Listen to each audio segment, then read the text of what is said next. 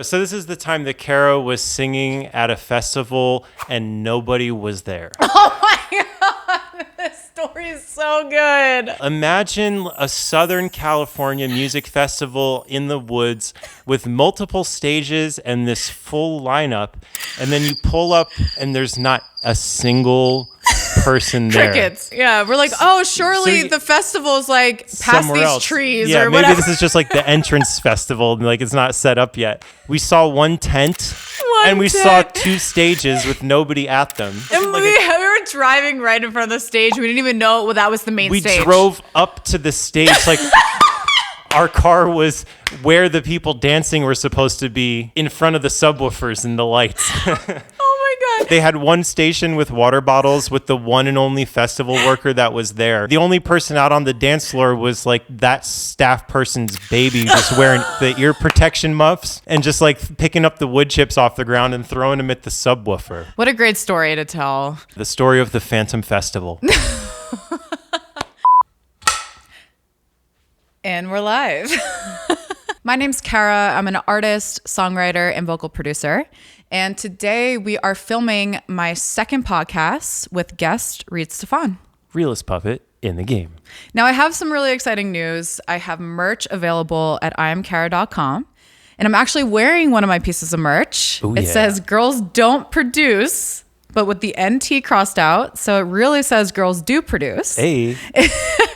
And I just wanted to give my ladies some love, especially in the production world, because it is such a male-dominated industry. They do come in unisex sizes, so gentlemen, you could support lady producers too and wear the girls do produce hoodie as well. Oh, and while you're at them, show them the sleeves, show them the back. This thing is just styling front to back. Hey. Oh, can you see it? There you go. That's perfect. Yep, looking clean. And we also have lots of other options. We have a Laser Jungle Studios crew neck, which is the name of our label. Yep, we are in Laser Jungle Studios right now. And I got to say, the white crew neck is a bestseller. Yeah. Not only does the design look fire, but it's just so crisp and fresh looking. I love it. Perfect for the fall season where we're at right now. Can't recommend that one enough. And then I also have a full sweatsuit that says KARRA on the sleeves and on the leg. And what I love about this one is that it's actually the chakra colors. So if we have any spiritual baddies out there that want to rep a spiritual baddie while being comfortable, you should definitely snag that one. And last but not least, we got a hat, because I actually have been digging hats lately. I like to wear hats.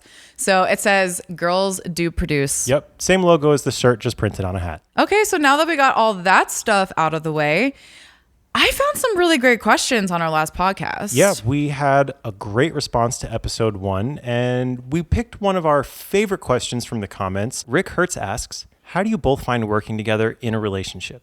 Is it a marriage made in heaven situation, or are there any things you find challenging? That is a great question, because it's something that we actually get asked quite a bit. And it is pretty rare to work so closely with your significant other. It makes you feel like you have somebody who totally understands you and understands your aspirations and understands all of the things that come along with them. It really is such a windy and convoluted road that a lot of people end up just going down it themselves, and they don't really have that support with their career from the people immediately around them. So it really is a unique blessing, but we're not saying that this is like mandatory or it needs to take place.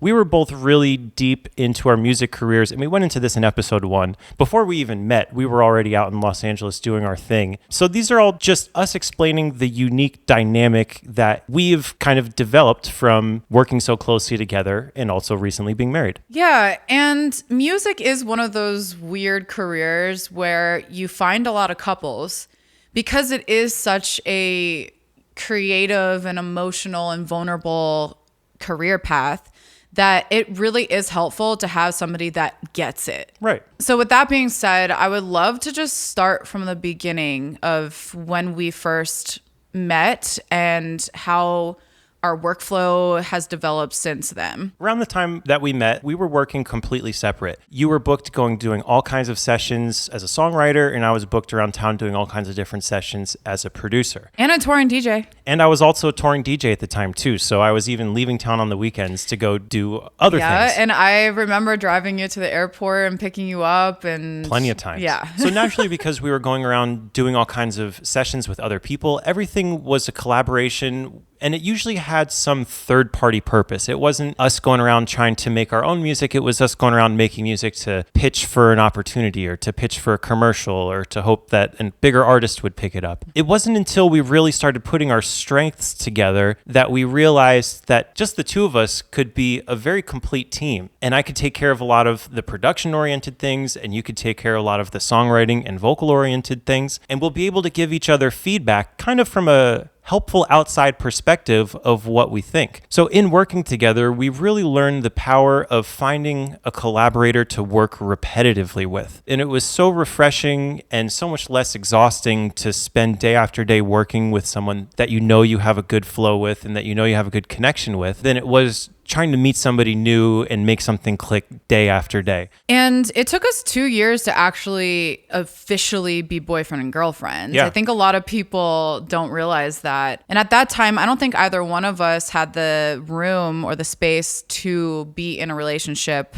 because of the fact that we were already so pre-committed to the grind. Exactly. We were committed to the grind. Yeah. But 2 years after we met, we finally made it official because at that point we were working together a lot and we knew that we really loved each other and that we were already together a lot and we figured, you know what, why don't we move in together? Los Angeles is already incredibly expensive to live in. Commuting is already incredibly difficult to do. Mm-hmm. Let's cut out at least some of the challenges and just live and work together more closely and see if we can do even better. And we absolutely did. It was when we moved in together where everything shifted for us. And it was the first time that we could really sit and strategize on how we can optimize both of our strengths together as a team. And I really believe that having a team is such a critical part of a music career because you truly can't do it on your own. It's easy to think that a team is a group of people, but just you and a colleague is a team. Yeah, absolutely. You would be surprised at how much you can accomplish with one other person by your side. I felt like after working with you for those 2 years, I really could trust you. And when you're working with so many new people and personalities, with everybody having their own agenda, it's actually really difficult finding people that you can trust and build with. Absolutely. And so I knew that you were somebody that I could see something long term with. And so I want to talk a little bit about that time when we moved in together. What were some of the challenges that you remember? Because I remember a lot. A lot of stuff was really hard. We were first facing the challenge of, okay, how do we build our studio so that we can do everything in-house without disturbing the neighbors, but while still being able to use our speakers and maintain a high quality of standards? You know, we don't want to have to work with limitations and maximize our productivity. Yeah, and I just remember how broke we were at the time. Oh my goodness. And I was working at Jersey Mike still, and you were just starting Whole Loops and producing for other people. So we were really balling on a budget. Yep. So whenever we would buy a new piece of equipment, we would literally test it out and see if we liked it. And then we would return it immediately and try something else out. And to make sure that what we spent our money on was actually the one that we liked the best. Man, and the people at Guitar Center over there in Sherman Oaks saw me a lot. I remember you would literally ride your bike down to Guitar Center returning something else. Yeah, I was trying to do Disrespectful 808s Volume 1, and I didn't know much about guitar pedals, but I knew that they had some iconic distortions that I wanted in my 808 sample pack. So I would always buy one, take it home and test it and see if I liked it, and then return it if it wasn't like my absolute favorite. And in a future video, I'll go over some of my favorite guitar pedals from those days. But that was the same mentality that I had with microphones, with analog gear, with plugins, with anything that we felt like would make our workflow move quicker and satisfaction guaranteed, we were willing to invest in as long as we knew that it would provide that return. And because of our financial constraints, we weren't able to buy the best stuff automatically. Like, we built our way up, and this is literally the origins of our studio. Right. It took us a decade to build all this stuff out. Right. People see us around nice studio stuff and they think we were always around nice studio stuff. No, it's just we weren't wise enough to make content back when we had a Focusrite. But we had a Focusrite and then an Apollo and then grew upwards from there, just like almost everybody did. Yeah, but you were making YouTube videos. Around 2016 was when I started Whole Loops and the Realest Puppet in the Game YouTube channel. And I remember helping you make those videos and being absolutely clueless as to what the heck we were doing. Because why? Because I was so deeply in the songwriting, vocal recording world that I just couldn't wrap my head around content. But I also was super supportive and I wanted you to build this business because I really believed in it. And at that time, I was already getting millions of downloads on my Splice packs. And so I really wanted you to build up your brand too. Yeah, and that's honestly such a great testament to how much you believed in me and supported me, because back when I was literally the brokest puppet in the game with no followers, no income, just trying to figure out how to make ends meet. I was there. I really was your ride or die, and you were mine as well. You guest listed me on all of my first shows. Remember when I first met you and you brought me to the Zed show at the Hollywood Palladium? Oh yeah, and Afrojack was the opener too. Yeah, Afrojack played, and it was the first time I ever got guest listed to a show. And I was like, oh, this is nice. That was honestly the first time I ever got someone guest listed to a show. I was like, nice. So you killed two birds with one stone there. You got to go on a date with a nice lady. Lovely first date. But that just goes to show that even though we didn't have like a focused vision or goal together, we were still there for each other and we helped each other a lot. And not only did we see the potential in what one another had, but we also trusted each other's discipline and trusted each other's relentless willingness to continue to chase the dream, whether things are going up or down. It's just great to have a partner that you know is in it. And yes, there are lots of ups and downs. And it's so important to have a teammate that's not going to just give up or walk away when you are experiencing those downs. When you were just talking earlier about not having a focused vision or goal, I feel like there's one really simple tool that really helped us focus our overall vision and goal in a concrete way that turned into a path for us to follow towards a career. And I would say that it's a whiteboard. And this sounds really simple, but having a whiteboard that you follow and fill out in some structured way is really helpful in your life. For example, the first way we implemented a whiteboard into our schedule, we used it to draw a huge portrait of what our ultimate dream was. And at this time, this was a little bit of a fantasy. We didn't understand how to connect the dots to what we were drawing a picture of, but we knew that this was what the picture was going to look like. I remember the picture. I drew our dream house on the mountains, and it had a hot tub on the deck. We had lasers, all sorts of stuff. But not even kidding, we found our dream home in LA, in Topanga, California.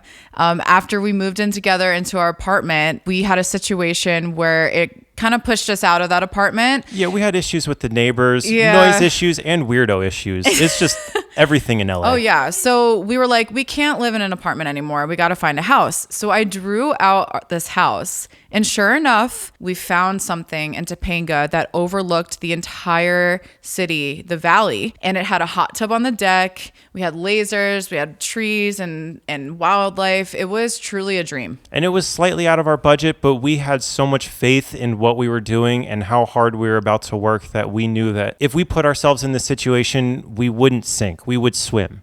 And we did. And we did. Yeah. So the whiteboard definitely changed the trajectory for us, and it really helped us focus. Yes. And have goals to look at every day. And now we really use it as a to-do list. Like, that's exactly what I was about to say next. When we moved into that house, we erased the picture of the house off the whiteboard, and we use that whiteboard for our to-do list. Now, how you break down your to-do list can be very dependent on what you need to do, but for us, we found the sweet spot to be listing out everything we need to do this month. Yeah. Like the perfect balance of like picking what to do today, but also having a little foreshadowing into the future so you can plan out the next few weeks. And I take it a step further by actually journaling every day, because I really love to write. I like to talk about my feelings and just like process things, because that really helps me get clarity. So I like to journal, and a lot of the times, even while I'm journaling, I'm writing out my affirmations, my goals, like what do I want to accomplish even just this month or this year, or even 50 years down the line. It doesn't really matter. It's just important that you're constantly evaluating what you want out of your life and who you want to be. Yeah, and having a certain basis where you reevaluate your goals and make sure that that is what you want to be doing, and also to make sure that you are on the path to that thing. It's a great reminder. Put the whiteboard somewhere where you're going to see it every single day to remind yourself what the ultimate goal is and what the smaller micro and macro tasks to get there are. Have you ever wanted to learn singing, vocal production, and songwriting for beginners? Or wish that your favorite artists would share all of their creative and technical secrets? My name's KARRA, and I'm an artist, producer, and top-selling sample pack creator, and I'm sharing everything I know at I'mKARRA.com. Shop my collection of vocal templates for every DAW, Wave Studio Rack presets, courses, sample packs, and more. Good on me. Visit I'mKARRA.com to take your music to the next level. This confidence look good on me, look good on me, good on me. I believe that the key to a successful partnership in general is balance. A balance of skill sets, mindsets, ideas. And I think why we work so well together is because we bring that balance to each other. There's a list of things that you excel in, and there's a list of things that I excel in, and they're two very different lists, and I think that's a huge contributing factor to why everything gels and feels slightly more effortless when we do it together. So tell me some of the things that you think I'm good at. Number one, you are very good at singing and songwriting. Oh. Number two, you are very good at dreaming and having aspirations. Mm-hmm. Number three, you're very good at sticking to what you said you were going to do. And this isn't in any particular order. That is very true. This is just me listing the things you're good at. Number four, you're very good at making sure everything looks amazing. Number five, you're very good at directing and guiding other people and being a leader and a communicator. Aww. And number six, you love the unknown and venturing into new territory creatively and in life, in your personal endeavors, and everywhere in between. Oh, I love that. I would have to say the same for you in that regard. We both really enjoy stepping out of our comfort zone. But I think as an entrepreneur, an artist, a producer, you kind of have to have that. Absolutely. For you, I would say the biggest thing is obviously your technical abilities. So when I come to you with a grand idea, you take a step back and you figure out how you can actually and practically make it happen. So I'm not the one really thinking about the cameras and the lenses and the lighting and the the things that you have to put together to make that happen. I'm thinking about what is going to happen on camera that's going to be amazing. And what's the emotional takeaway? Not like the technical makeup of it. Right. Like the connection, like how is this going to make people feel? And the way that they're going to react to something is so important to me as an empath. But anyway, going back to the things that you're good at, I would have to say your confidence in yourself and in your vision is really inspiring, and it helped me actually gain my confidence, because when I met you, I had really low confidence and low self-worth, and you really taught me how to value myself. And so I really appreciate that. And that actually is a testament to how relationships teach you things. And when you are in a healthy relationship, you actually grow with that person, and you're not trying to change them for any bad reason or ill intent. You actually just want to help that person grow. Right. You want to be on the same page as you grow. And another skill you really bring to the table is communication. You really know how to break things down for people, to communicate with them and help them understand something that might be complicated or difficult to understand. And you really simplify it. And over time, there ended up becoming a lot more overlap as you taught me things and I taught you things. We both became more well-rounded people from being around somebody who wasn't like us. It comes with a lot of challenges because there's a lot of growing pains. And this actually goes back to the original question very nicely, because they asked, is it like a marriage made in heaven, or are there any challenges? So yeah, I'd love to talk about some of the things that were difficult along the way, because it wasn't all just easy and success stories and wins. God, no. Yeah. And I would say one of the other largest challenges was balancing work with personal time. It's so tempting to continue the next project after you finish the first one, forget about the time that you could have spent relaxing or doing something completely unrelated to music. There's always a balancing game going on between what do I value the most, this work thing moving forward or this life memory taking place. And like you said, it's really hard to keep that balance because we have an endless amount of things that we can be doing. We're always together. We live together. Yep. So like, when does it start? When does it stop? We've gotten a really good sense of how to tell when to stop. Knowing when you're sleepy and it's time to stop trying to like write the lyrics to a flow that we have. Or when you know that you've spent enough time video editing and it's time to just pick up another day. Anything that could prevent you from prioritizing your own well-being. Yeah. There's so many things that could take you away from prioritizing your own well-being. I would say that that's easily the biggest challenge that I could say we've been facing over the past few years. But I would also say something that was really hard for me personally was learning all of these technical skills that I did not expect to have to learn to be an artist, entrepreneur, have my own brand, build my content. Put out an album. So when you started teaching me these things like vocal production and video editing, I truly thought that I was going to go crazy in moments because of how overwhelmed I was at the magnitude of the tasks in front of me in order to become the artist that I want to be. Yeah. Being an independent artist means that you are on your own to make the music, distribute the music, create visuals for the music, promote the music. It's sometimes you worry, like, did I bite off more than I can chew? But then as you work through each task one at a time and break it down into day-to-day projects, you end up getting through it quicker than you think, and you could really pleasantly surprise yourself as to how capable you are with the help of another capable partner. And I think that's what I love about you the most is that you keep me grounded and you keep my energy clear so that I can see that there are just little tasks every day that I can accomplish that will contribute to the big dream, the big goal that I have for myself. There's some days where you don't realize how much progress you've made because maybe you zoom out and you see how much more you have left to edit. But when you stay focused on what you want to do and you plan it out and follow your whiteboard like we were saying earlier, it almost becomes inevitable that your goals happen because you just don't quit. And that's definitely I'm no a huge quitter. lesson. Yes. That's for sure.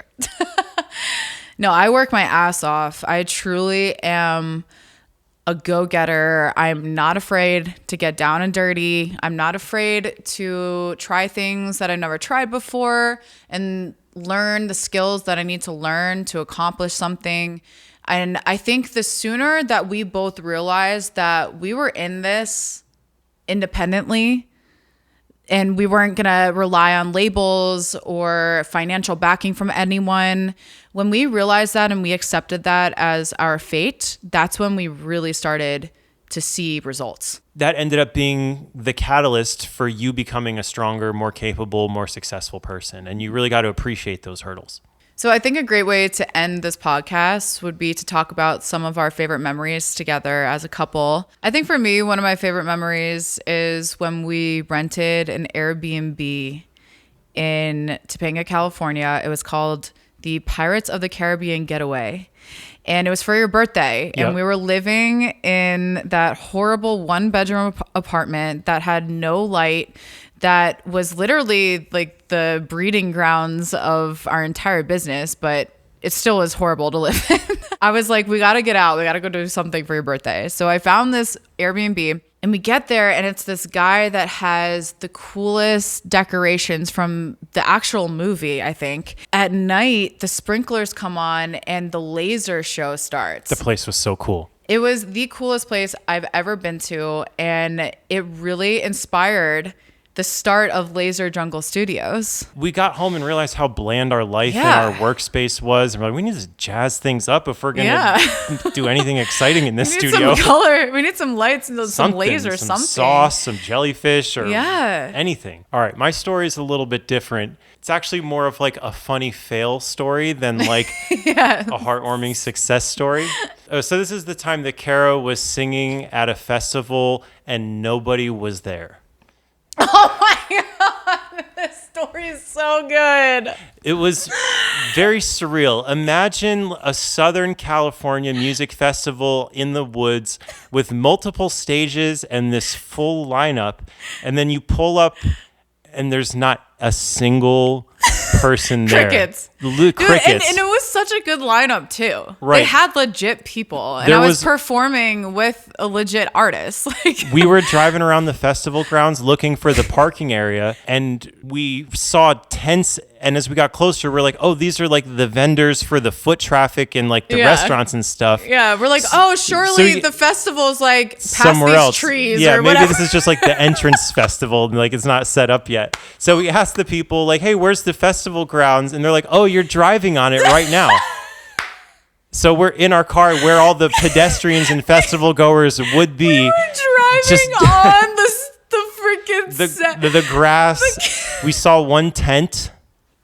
And so, One we saw tent. 2 stages with nobody at them. This wasn't And like we were driving right in front of the stage. We didn't even know that was the main we stage. drove up to the stage. Like our car was where the people dancing were supposed to be, in front of the subwoofers and the lights. Oh my God. So we find parking, and then we try and find like the artist, the guest area. Cause Oh, we're yeah. like, surely there's an artist area with like alcohol and whatever. So yeah, No. there was nobody and nothing. They had Nobody and nothing. they had one station with water bottles with the one and only festival worker that was there. And out on the dance floor while you were singing was, I guess maybe the festival employee had a kid. Oh my God. The baby with the wood chips. The only person out on the dance floor was like that staff person's baby, just wearing the ear protection muffs and just like picking up the wood chips off the ground and throwing them at the subwoofer. Yeah, and by the way, we were with the team of this DJ and stuff. He brought a videographer. So he brought a videographer to do a festival recap video with all the camera work and stuff.